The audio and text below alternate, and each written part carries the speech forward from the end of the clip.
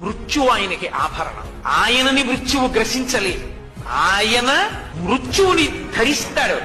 ఇంకా చెప్పాలంటే మృత్యువుకి మృత్యువు ఆయన.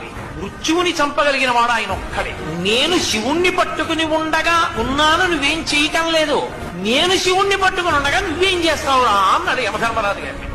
నేను చంద్రశేఖరుణ్ణి పట్టుకుని ఉండగా కింకరిష్యతి వయ్యమహ, ఈ యముడేం చేస్తాడు నన్ను అన్నాడు. దానికి కోపం వచ్చింది. అంటే శివుణ్ణి పట్టుకుని ఉంటే నేనేం చేయకూడదా అని ఇలా శివుడుంటే ఆయన ఇలా పట్టుకున్నాడు. తల శివలింగం కలిసి ఉన్నాయి.